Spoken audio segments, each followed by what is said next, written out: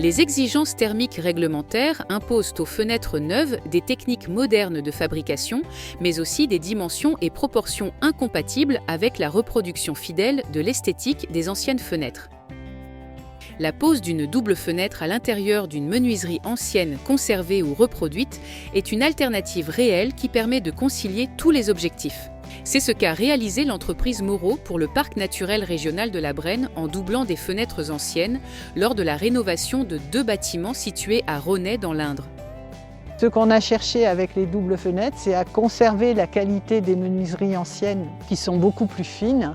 Pour la double fenêtre qui va être à l'intérieur, on n'est pas obligé d'avoir un bois comme le chêne qui est très résistant à la pluie et qui va tenir des générations. Les avantages, c'est qu'en termes d'aspect esthétique du bâtiment, il est vraiment respecté puisque, vu de l'extérieur, on n'a que l'ancienne fenêtre avec ses caractéristiques esthétiques qui étaient là. En termes de performance, on a les performances d'une menuiserie moderne, neuve, donc on va vraiment faire une amélioration au niveau de l'habitat. Les avantages aussi, c'est que la menuiserie neuve est protégée par la menuiserie ancienne, donc il y a moins besoin d'entretien. On n'est pas obligé d'avoir une finition très haute performance.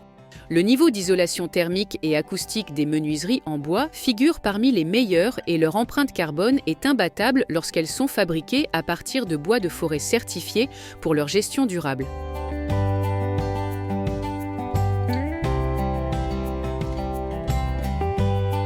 Pour créer des doubles fenêtres, il est conseillé de s'adresser à des artisans ou à des menuiseries semi-industrielles capables de rénover les anciennes fenêtres comme de fabriquer les nouvelles en respectant le dessin des sections et des moulures notamment.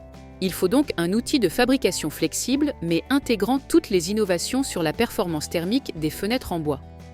Le dessin de la fenêtre neuve est réalisé sur mesure pour reproduire à l'identique le clair de jour de la fenêtre ancienne, c'est-à-dire la partie visible du vitrage. La fabrication commence par le débit, une étape où les bois sont sciés à la bonne longueur. Ensuite, le corroyage consiste à raboter le morceau de bois sur les 4 faces. Le profilage intérieur permet de créer les rainures et languettes à l'intérieur des ouvrants pour le maintien du vitrage.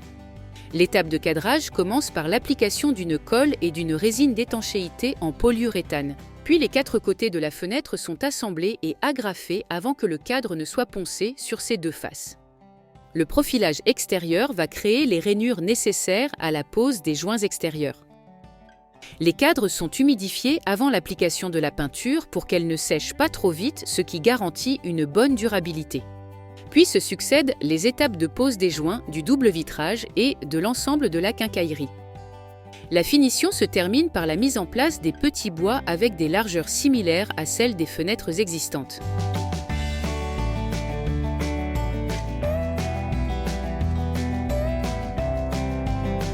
Pour sa rénovation, le dormant de l'ancienne fenêtre est laissé sur place. Il est poncé pour en enlever la peinture. Les éléments qui pourraient être abîmés sont changés.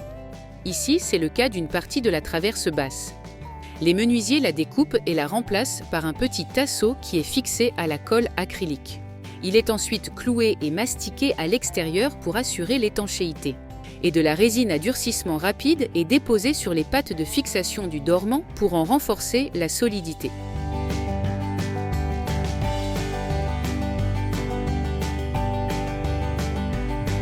La rénovation des ouvrants a eu lieu en atelier par un ponçage et un changement du simple vitrage mastiqué à l'extérieur.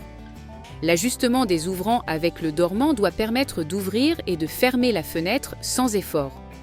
C'est une opération délicate qui nécessite parfois d'intervenir sur la crémone. Ici, la gage du bas a dû être élargie et le bas de la tringle a été arrondi.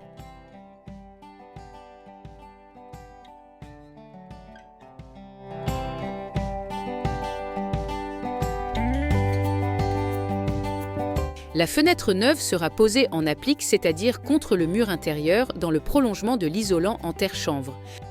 Pour mettre en place la tablette qui la soutiendra, il faut retirer la brique sur laquelle le dormant extérieur est posé et piquer le mur maçonné dans les coins qu'il forme avec le dormant. L'appui de fenêtre est alors prêt à accueillir la tablette. L'isolant est ensuite découpé en haut et sur les côtés pour être ajusté aux dimensions de la fenêtre. Un joint en mousse imprégnée est collé sur la poutre contre laquelle sera appuyée la fenêtre.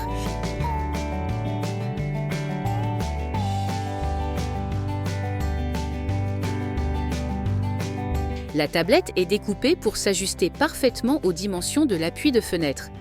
Elle est fixée grâce à des points de colle à prise rapide. Son niveau doit bien sûr être parfaitement horizontal.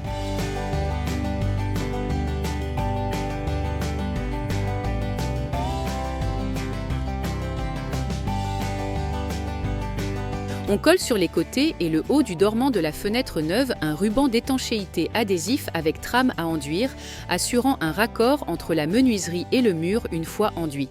Pour rabattre plus facilement la trame d'étanchéité à l'air dans l'enduit, il faut penser à réserver une longueur suffisante en formant un pli dans les coins des dormants de fenêtre. Pour la partie basse, l'étanchéité à l'air provient d'un calfeutrement par mousse imprégnée. Celle-ci est collée sous la fenêtre et aussi sur un support fixé à l'arrière de la menuiserie, comme on peut le voir dans cette situation, ne concernant pas une double fenêtre.